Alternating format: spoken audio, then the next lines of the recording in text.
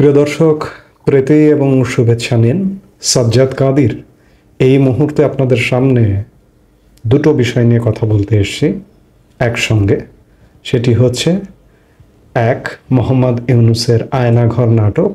দুই, United Nations human rights council বাংলাদেশের জুলাই ও August ষড়যন্ত্র নিয়ে একটি রিপোর্ট পেশ করেছে, সেই রিপোর্টটি নিয়ে। একই সাথে প্রায় একই সময়ে, কাছাকাছি সময়ে এই দুটো ঘটনা ঘটেছে। মোহাম্মদ ইউনূস আজকে তথাকথিত আয়নাঘর পরিদর্শন করেছেন। আয়নাঘর পরিদর্শন করে তিনি কি পেলেন? আমি প্রথমে আয়নাঘর নিয়েই কথা বলি, তারপরে হিউম্যান রাইটস কাউন্সিলের প্রতিবেদনটি নিয়ে কথা বলবো। সরকার 6 মাস পেরিয়ে গেছে, অন্তর্বর্তীকালীন সরকার। এই সরকারের ডে ওয়ান থেকেই আমরা শুনছি একটি বহুল চর্চিত শব্দ, আয়নাঘর, তথাকথিত আয়নাঘর। এবং যে আয়নাঘরে গুম করে মানুষকে বিচার বহির্ভূতভাবে লুকিয়ে রাখা হতো অন্ধকার কুঠুরিতে। সরকার পতনের সাথে সাথে আমরা বিভিন্ন সময় বিভিন্ন ভিডিওতে নানা রকম রূপকথার মতো কিছু ভিডিও দেখেছি, দেশের মানুষ দেখেছে। এবং অবাক বিস্ময়ের ব্যাপার যে অনেক ভিডিও মিলিয়ন মিলিয়ন ভিউ হয়েছে, কথিত আয়নাঘর থাম্বনেলে লিখে দিয়ে মিলিয়ন বিলিয়ন ভিউ হয়েছে। সেটা বিশ্বের অন্য প্রান্তের ভিডিও আয়নাঘর বলে চালিয়ে দেওয়া হয়েছে। আজকে মোহাম্মদ ইউনূস জাতির সামনে আয়নাঘর উপস্থিত করলেন। এটি আমি বলবো একটা নাটক। এবং এই আয়নাঘর পরিদর্শনে গিয়ে মোহাম্মদ ইউনূস বলেছেন যে শুধু এটি নয়, সারা দেশে শত শত আয়নাঘর আছে। আয়নাঘর আছে, আপনি দেশের মানুষ, আপনার আমার আশপাশে, আপনি জানবেন না, আপনি বুঝবেন না। শত শত আয়নাঘর যদি থেকে থাকে, আয়নাঘরে বন্দি, তাহলে কত লক্ষ কত হাজার মানুষ আছে।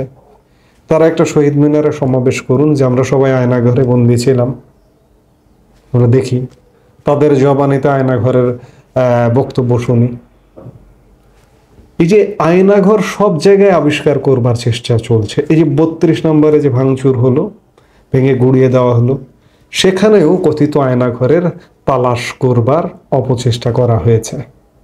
সেখানে সরকারি বাহিনী, ফায়ার সার্ভিস পর্যন্ত 32 নম্বরের মূল ভবনের সাথে লাগোয়া যে একটা নতুন বিল্ডিং, সেই বিল্ডিংয়ের গাড়ি পার্কিংয়ে পানি ছিল। ফায়ার সার্ভিস, সরকারের বাহিনী, ফায়ার সার্ভিস সেই পানি শেষে আয়নাঘরের সন্ধান করেছিল, কিন্তু কিছু খুঁজে পায়নি। আবার এক পর্যায়ে আমরা 32 নম্বরে কিছু হাড়গোড় পেতেও দেখলাম, যে হাড়গোড় ল্যাবে পাঠানো হয়েছে, সেগুলো মানুষের কেনা। ছোট বাচ্চাদের, স্কুল বালকদের জামা কাপড়ের নাটক দেখলাম। নাটক তো কম দেখছি না, স্ক্রিপ্টও কম লেখা হচ্ছে না, আমরা একের পর এক নাটক দেখছি। সারা বাংলাদেশ থেকে একটি তথ্য পাওয়া যাচ্ছে যে কবর থেকে কঙ্কাল চুরি হয়ে যাচ্ছে, লাশ হারিয়ে যাচ্ছে। এগুলো কি উদ্দেশ্যে? এসবের ধারাবাহিকতায় মোহাম্মদ ইউনূস আজকে র্যাব হেডকোয়ার্টারে আয়নাঘর পরিদর্শন করেছেন। এই যে আয়নাঘর বা এই যে আয়নাঘরের বিশ্বাসযোগ্যতা কতটুকু, আমরা বিশ্বাস করি না। এগুলো বানোয়াট, এগুলো ফেক, এগুলো মিথ্যা। বিগত সরকারকে আমি বলবো না যে বিগত সরকারের আমলে অতি উৎসাহী বিতর্কিত আইন শৃঙ্খলা বাহিনীর কর্মচারীরা বিতর্কিত কর্মকাণ্ড করেনি, এটি বলবো না। কোনো কর্মীর কারণে আওয়ামী লীগের পতন ত্বরান্বিত হয়েছে। শুধুমাত্র আইন শৃঙ্খলা বাহিনীর কোনো অতি উৎসাহী দুষ্টর কারণে আওয়ামী লীগের পতন হয়েছে। আমি এই মুহূর্তে মনে পড়ছে ভাতের হোটেল হারুন। এই ভাতের হোটেল হারুনকে যদি আওয়ামী লীগ কোনোদিন পুনর্বাসন করে, আওয়ামী লীগের বিরুদ্ধে আপনারা নামবেন। বিপ্লব কুমার, এদেরকে যদি আওয়ামী লীগ পুনর্বাসন করে, বাংলাদেশের মানুষ আওয়ামী লীগের বিরুদ্ধে দাঁড়িয়ে যাবেন। আওয়ামী লীগের যারা ভালো নেতা কর্মী আছেন সারা দেশে, তারা দাঁড়িয়ে যাবেন। বারবার ঘুঘু তুমি খেয়ে যাও ধান, এটি হতে দেবেন না। অন্যায় হয়েছে, অতি উৎসাহী কর্মীরা অন্যায় হয়েছে, কিন্তু যেভাবে 6 মাস পরে এক আয়না ঘর আমাদের সামনে উপস্থাপন করা হলো, জাতির সামনে উপস্থাপন করা হলো, এটিকে মনে হয়েছে একটি নাটকের মঞ্চায়ন। এটি মানে কি বলবো, এটাকে আর্ট ডিরেকশন দিয়ে, শিল্প নির্দেশনা দিয়ে, সেট ডিজাইন করে এই আয়না ঘর আমাদের সামনে উপস্থাপন করা হয়েছে। কিছু কিছু যে বিষয় দেখলাম, যেমন আয়না ঘরে টাওয়েল দেখলাম, নতুন টাওয়েল, ফ্যান ঝুলতে দেখলাম, ছবিতে যেটি মনে হচ্ছে নতুন ফ্যান, অর্থাৎ নতুন করে একটা বীভৎস জায়গা সাজানো হয়েছে। এবং মোহাম্মদ ইউনূস সেটি পরিদর্শন করে এসে তার মুখ দিয়ে বীভৎস শব্দটি বেরিয়েছে। এটি যে নাটক, এটি যে বিশ্বাসযোগ্য নয়। 6 মাস পরে সাথে সাথে ক্ষমতা নিয়ে 8 অগাস্ট ক্ষমতা নিলেন, 15 আগস্টের মধ্যে যদি আপনি আয়নাঘর পরিদর্শন করে বলতেন যে হ্যাঁ এটি আয়নাঘর খুঁজে পেয়েছি, তাহলে বিশ্বাসযোগ্য হতো। এখন কিন্তু বিশ্বাসযোগ্য হবে না। কাজে এই শুধু আমাদের সামনে নয়, বিশ্ববাসীর কাছে নতুন নতুন নাটক মঞ্চায়নের, নাটক প্লট তৈরির একটা কর্মকাণ্ড করছে বর্তমান সরকার। এই আয়নাঘর এগুলো বিশ্বাসযোগ্য নয়। এখন আসুন যে জাতিসংঘ আজকে প্রায় একই সময়ে জাতিসংঘের মানবাধিকার বিষয়ক কাউন্সিল একটি রিপোর্ট পেশ করেছে জুলাই আগস্টের সহিংস ঘটনা নিয়ে। জাতিসংঘের মানবাধিকার কমিশনের প্রতিবেদনে বলা হয়েছে, বাংলাদেশের সাবেক সরকার, নিরাপত্তা ও গোয়েন্দা সংস্থাগুলো এবং আওয়ামী লীগের সঙ্গে সংশ্লিষ্ট সহিংস ঘটনাগুলো গত বছরের ছাত্র নেতৃত্বাধীন বিক্ষোভের সময় পদ্ধতিগতভাবে গুরুতর মানবাধিকার লঙ্ঘনের ঘটনাগুলোর সাথে জড়িত ছিল। অন্তর্বর্তী সরকারের প্রধান উপদেষ্টা মোহাম্মদ ইউনূসের অনুরোধে জাতিসংঘের মানবাধিকার কার্যালয় গত সেপ্টেম্বর মাসে বাংলাদেশে একটি দল পাঠিয়েছিল, যার মধ্যে একজন মানবাধিকার অনুসন্ধানকারী, একজন ফরেনসিক চিকিৎসক ও একজন অস্ত্র বিশেষজ্ঞ ছিলেন।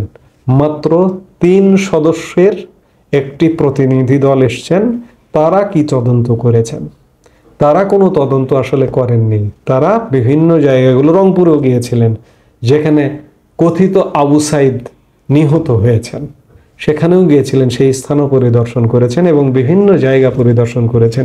তারা মূলত পর্যবেক্ষণ করেছেন, পরিদর্শন করেছেন, দেখেছেন। 3 সদস্যের একটা টিম, ছোট্ট একটা টিম, ঊর্ধ্বতন কর্মকর্তাদের সাক্ষ্য এবং অন্যান্য প্রমাণের ভিত্তিতে প্রতিবেদনে একটি সরকারি নীতি উঠে এসেছে, যা সরকার বিরোধী বিক্ষোভকারীদের এবং সমর্থকদের আক্রমণ ও সহিংসভাবে দমন করার নির্দেশ দেয়, যা মানবতা বিরোধী অপরাধের মতো উদ্বেগ উত্থাপনকারী এবং জরুরিভাবে আরও ফৌজদারি তদন্তের প্রয়োজনীয়তা নির্দেশ করে বলে জাতিসংঘের প্রতিবেদনে বলা হয়েছে। অর্থাৎ জরুরিভাবে আরও তদন্ত, অধিকতর তদন্তের নির্দেশ দেয়, এটি কিন্তু বলেছে মানবাধিকার কাউন্সিল। এবং এখানে যে তথ্য উপাত্তগুলো উপস্থাপন করা হয়েছে, 1400 জনের বেশি মানুষকে হত্যা করা হয়েছে এই প্রতিবেদন বলেছে, কিন্তু সরকার শহীদ যে তালিকা 834 জনের তালিকা পেশ করেছে। এই প্রতিবেদনটা সম্পূর্ণ সরকারের সাজানো যে তথ্য উপাত্ত, সেই তথ্য উপাত্তের ভিত্তিতে এই প্রতিবেদনটি পেশ করা হয়েছে।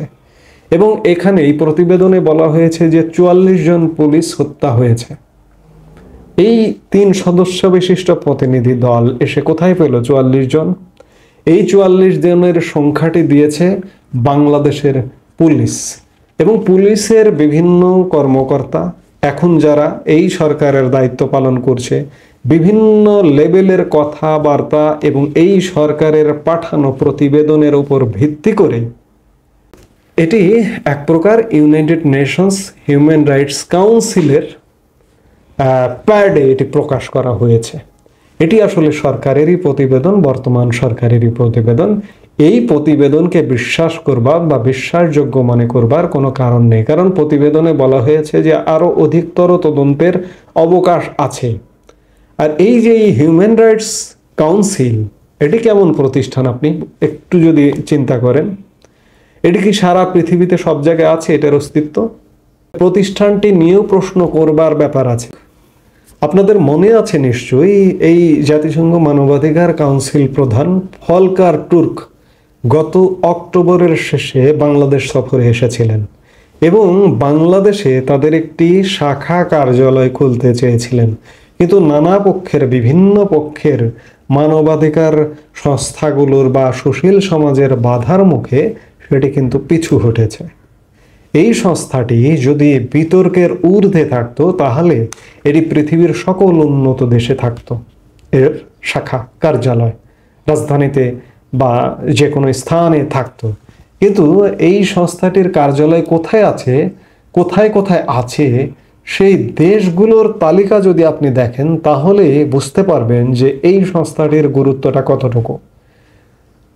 বুরকিনা ফাসো, আফ্রিকার একটি দরিদ্র দেশ, বুরকিনা ফাসোতে এটি আছে। Cambodia, Chad, Colombia, Guatemala, Guinea, Honduras, Liberia, Mauritania, Mexico, Niger, ফিলিস্তিন, সিরিয়া, এইসব দেশে, এইরকম 16টি দেশে এই সংস্থাটির শাখা কার্যালয় আছে। এবং এই 16টি দেশ কোনগুলো? ম্যাক্সিমাম আফ্রিকার দুর্ভিক্ষ পীড়িত, দরিদ্র পীড়িত এবং জাতিসংঘের শান্তিরক্ষী মিশন যে দেশগুলোতে কাজ করে, অর্থাৎ এক প্রকার ব্যর্থ রাষ্ট্র, রাষ্ট্র নামের কোনো রকমের রাষ্ট্র বলা হয় কিন্তু রাষ্ট্র সঠিক দায়িত্ব পালন করতে পারে না যেসব দেশ, সেসব দেশে এই সংস্থা শাখা কার্যালয় আছে। এবং বাংলাদেশেও এরা শাখা কার্যালয় করতে চেয়েছিল।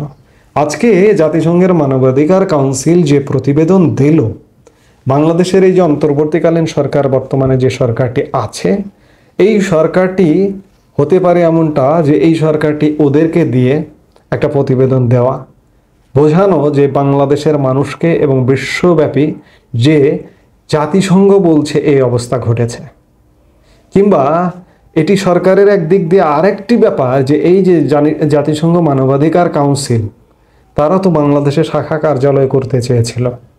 শাখা কার্যালয় যাতে আরো করতে পারে, এই সরকারের কাছ থেকে যাতে আদায় করে নিতে পারে, এই জন্য তারা তাদের মুখ দিয়ে এমন প্রতিবেদন পেশ করলো। এবং প্রতিবেদনটি কিন্তু সম্পূর্ণ সরকারপন্থী মানুষজনের মানে তথ্য উপাত্ত পাঠানোর ভিত্তিতে এবং সাক্ষ্য গ্রহণের ভিত্তিতে।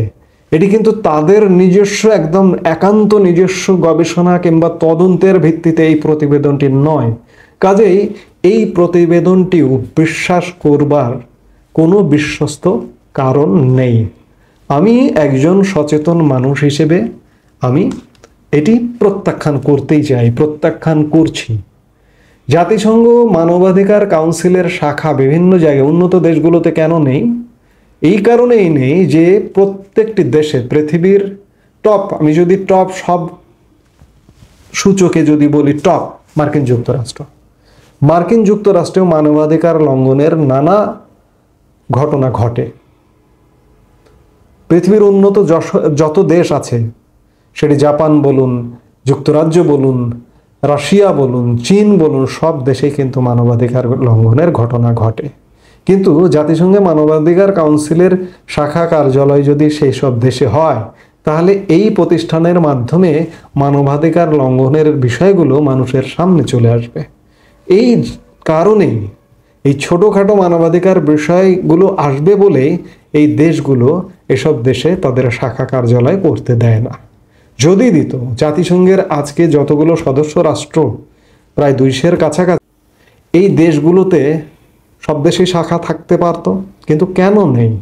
এটি তো নিশ্চয়ই প্রশ্ন, আপনি তো প্রশ্ন করতে পারেন, কেন শুধুমাত্র আফ্রিকার দুর্ভিক্ষ পীড়িত, দরিদ্র পীড়িত, যেখানে শান্তি প্রতিষ্ঠা করতে জাতিসংঘ আসতে হয়, শুধুমাত্র সেই দেশগুলোতে এই প্রতিষ্ঠানটির শাখা কার্যালয় কেন? সেই প্রতিষ্ঠানটি এই প্রতিবেদনটি দিয়েছে। কাজেই আমি খানিক আগে যেটি বললাম যে এই প্রতিবেদনকে বিশ্বাস করবার কোনো কারণ নেই। জাতিসংঘের বিশাল একটি বাহিনী এসে ঘটনা ধরে ধরে তদন্ত করুক, তাহলে আমরা সেটি বিশ্বাস করতে পারি, কিন্তু এই প্রতিবেদনকে বিশ্বাস করবার কোনো কারণ নেই। এই মুহূর্তে এ পর্যন্তই। সবাই ভালো থাকুন, সুস্থ থাকুন। আমাদের ভিডিওগুলো নিয়মিত পেতে সাবস্ক্রাইব করুন Sajjad Kadir and the legends YouTube channel এবং লাইক, কমেন্ট, শেয়ার করে সাথে থাকুন।